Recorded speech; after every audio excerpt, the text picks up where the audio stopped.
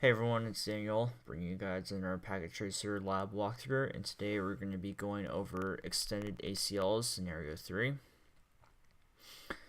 So this lab is basically just a whole bunch of configurations that can get a little bit repetitive, but hopefully you'll bear with me. I was looking at some of the other ACL labs and they pretty much gave you the answers up until this lab, I'm pretty sure, so that's why I kind of wanted to do this one, in case you guys actually had no clue how to do it. You know, like you could always look here for the needed ACL rules that you need to put in. But anyway, gonna be doing some quality of life stuff for myself, so I don't run into stupid things later. All right, and looking over here, first thing we gotta do is use one named ACL to block HTTP and HTTPS access from PC1 to server 1 and server 2. They actually break down the exact order you're supposed to do it down here, and then FTP access from PC2 to server 1 and server 2, and then ICMP access from PC3 to server 1 to server 2.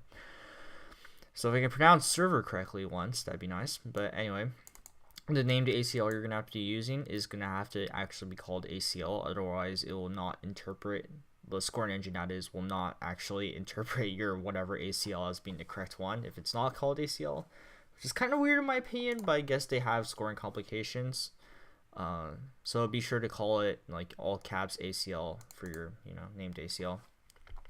So let's go ahead and get into ACL configuration mode. IP access list extended ACL. Okay. So here we're just putting direct permit or deny commands right here, and we are going to go start off with PC1 to server 1 for HTTP. So HTTP, remember, is a TCP. Well, it uses TCP, right? So we're going to use a deny, actually, not permit, deny TCP, because we want to deny access, HTTP access. Whenever you're only dealing with one host, PC1, server 1, server 2, PC2, PC3, these are all singular hosts. You always want to use the host keyword in this case. Never ever use the 172.31.1.101.0.0.0.0, right? This is essentially the same thing, right?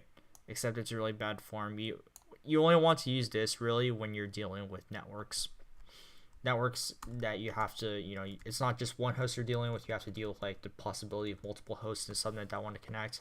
Otherwise, it's far better to, number one, have better form in your ACLs. Number two, just makes it look a lot cleaner and easier to understand when you use the host keyword. And honestly, it exists for a reason. It makes your life a lot easier, in my opinion. So we always put the source first, the source host, so PC1, this is its IP address. We're going to follow that up with the IP address of server 1, which is going to be, if we look over here, 64.101.255.224 EQ. And you can type in EQ, remember, that's just specifying the port you're going to be putting it on, or protocol sometimes. But you can either put www here or 80 here. Either is fine. I'm just going to put www here, which is port 80. And it also says HTTPS, but that's actually not a keyword if we question mark here, I believe.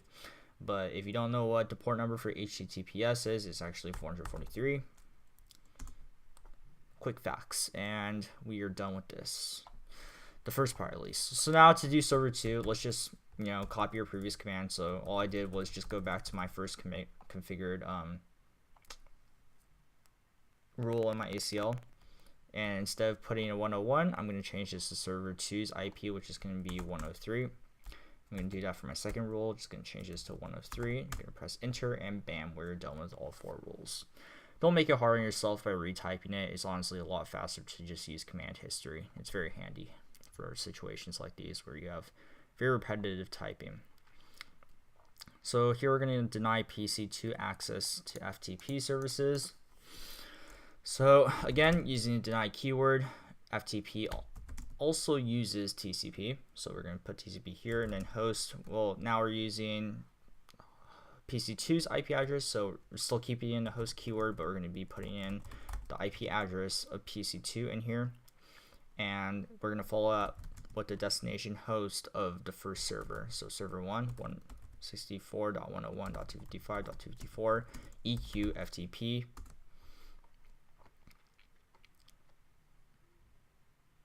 Or you could put 21, I guess, if you really wanted to. And then let's go ahead and do the same thing for server 2. So instead of a 101, it's a 103. If you need confirmation, just look at the topology table. This lab is the same regardless of how many times you reset it, so it's always there if you need it. And then since we're done with this now, let's move on. Deny PC3 to ping server 1, server 2. So here we're actually not going to use the EQ keyword because ICMP is just ICMP, right? Not necessarily any ports or protocols that use ICMP like how FTP would use TCP, so it's kind of unlike that, I guess.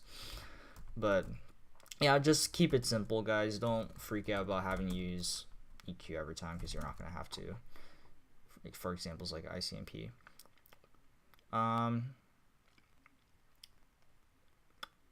Server 1, that's right. Okay, so 64.101.255.254. Oh shit, this is the wrong house. Okay, so if you ever screw up like I just did, and you're at your wit's end on how to reset these rules, just do a no, and bam, it's gonna be gone. Now I could have gone back to enable level privilege exec mode, whatever, and typed in show access lists, and I could have confirmed it that way, but you know, I just know the rule's gonna be gone, so I can just fix this, change this to 3, and okay, not using no command for that one. Change this to 3, and that'll be good. Nice. And we're just going to do that for other servers, so changing this to 3. Let's see if I'm not getting my, oh right, because we haven't configured the last rule. I'm like, where's my points? So IP access list extended ACL. Don't forget to put your permit IP any at the end, because remember, you don't want to deny any other traffic. If that's your goal, at least you usually want to permit all other IP traffic, or else you're better off just blocking everything. Just really no point to the ACL if you're only going to be blocking everything, because the permit IP any is kind of there for you so you can block whatever you want and then permit everything else. But that's just kind of a thought about the usefulness of ACLs. So applying the ACL, extended ACLs always want to be applied closest to the source, and there's really only 2 ports here, so which one's closer, guys? Serial 000 or G00? It's not actually G01, it's G00. You can verify that by a show run. Could have piped, but whatever. So yeah, G00 is the one with the IP address. That's the one we're going to be using. And as far as inbound or outbound goes, well, these packets are coming into RT1 from an inbound perspective, right? They're coming into the router. Now, if we wanted to instead configure this ACL for whatever reason, S000, well, then it would be from an outbound perspective, right? Because they're going out of the router. That's kind of how I think about it. Not sure if it's correct or not, but it seems to work in most cases. There's like several different ways to determine if something's inbound or outbound or not. And then those are kind of things that you have to learn. So IP access group ACL inbound, and that is going to be or 100%. Yay. So let's go ahead and do these double checks. So access the websites. Cool. Just do it really quick. So once, what was it, 64.101. 255.254. Fast forward.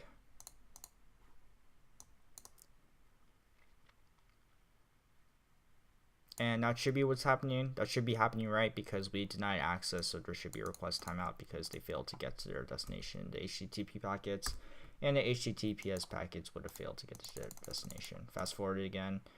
You guys can't tell the difference because it just says request timeout either way, but it would have worked anyway. Now for PC2, access FTP.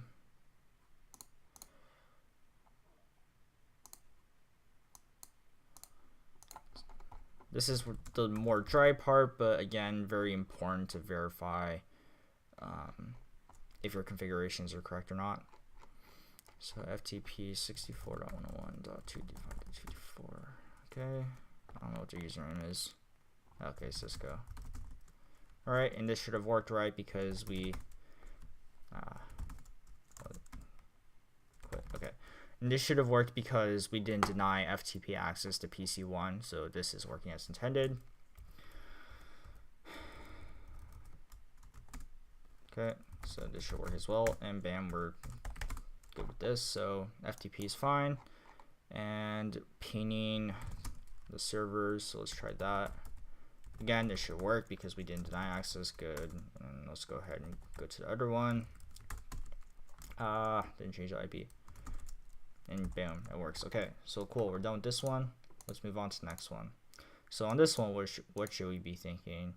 Well, we should be thinking that the HTTP and the HTTPS should be working, right? So let me just, I forgot the IPs again.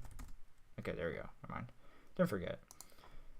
And I didn't test, you know, the 103, I think, on a, no wait, I didn't test the HTTPS, I'm pretty sure, on another one, but that's fine. So all four of these work. You can't tell the difference. If you wanted to, you can just put some nonsense and then put in the IP again. So let me see, 64.103.255. Either way it works. I'm not going to spend my time like saying, oh, did we test every single little thing? Because generally, if you can access one website already, like 64.101.255.254 on regular HTTP, and then you access server 2 through HTTPS, you should be good for both rules. It should be fine. You can go and test every single possibility, but you know, if the network is larger, it becomes more and more infeasible, and it just becomes a lot of manual labor that's usually unneeded. If you can get your rules right, then you shouldn't really need, you know, excessive testing. But I'm just doing this for, you know, examples as to what should be working and what should not be working. So FTP in this case should not be working for either server, and you can see that it's failing to connect because it's getting blocked, but ping should still work, right? So we're good with that. So I'm just gonna speed up here and go to the last one because notice is very exciting, guys. So what should we be thinking? Well, HTTP should be working for both servers, so let me just go ahead and do that real quick. Cool. I'm gonna test HTTPS for 103. Yay, it works. And try to FTP. This should work, right? Because we didn't block access to FTP. Good. Okay, well, whatever. We know that we can at least get to the FTP login page, so it's fine. And finally, pinging should be timing out, so I'm just gonna let this run. Oh, well, destination host unreachable, yeah, because you know pings aren't getting to the destination, so that's the error message is gonna spit back at us. Same thing for 103, just running it for the sake of it. That's pretty much it. So this ACL lab, really not that bad, just a lot of repetitive typing, and you know, I guess the challenging part was at the end, if you know, to figure out which interface and what are inbound or outbound. But aside from that, really not that bad. So yeah, that's about it. So yeah, glad you guys stuck with me until the end of this video. It's been a while since I lost YouTube, but plan on getting back into it once a week, hopefully. But yeah, whatever. Okay, well, see you guys later then. I'm Daniel Chen. This is my YouTube walkthrough, and I'll see you guys next time.